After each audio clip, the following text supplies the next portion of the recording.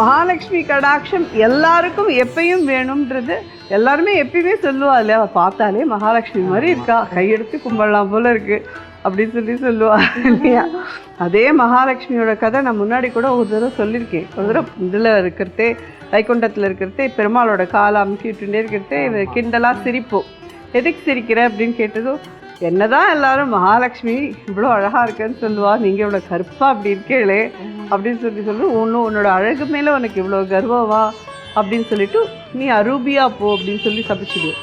அப்போ தான் பண்ணது தப்பு நான் உணர்ந்து பெருமாள்கிட்ட கேட்போம், இதுக்கான சாப விமோச்சனம் என்னன்னு. நீ போய் என்னோட தங்கையோட கோவில் காஞ்சிபுரத்தில் இருக்குது, அதில் நீ அரூபலக்ஷ்மியாக இரு, அவள்கிட்டேருந்து வாங்கின நிர்மால்ய குங்குமத்தை உன் மேலே போட்டு எடுத்துட்டேன்னா உன்னுடைய ரூபமும் திருப்பி வரும், எல்லாருக்கும் அவாவா மனசில் இருக்கக்கூடிய அரூபங்களும் அழியும் அப்படின்னு பெருமாள் ஆசீர்வாதம் பண்ணுவார்.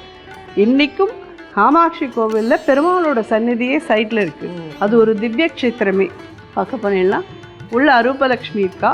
காமாட்சி இந்த விஷயம் தெரிஞ்சவா எல்லாருமே காமாட்சி கிட்டேருந்து குங்குமத்தை வாங்கிண்டா அரூபலக்ஷ்மி மேலே போட்டுட்டு அதுக்கப்புறம் தான் நெத்தியில் இட்டுப்பாள். தெரியாதவா தான் நேராக அப்படியே காமாட்சி குங்குமத்தை எடுத்துப்பா. காமாட்சியோட ஒரு இதுவே அரூபலக்ஷ்மி மேலே போட்டுட்டு எடுத்துக்கோங்கோ அப்படிங்கிறது தான்.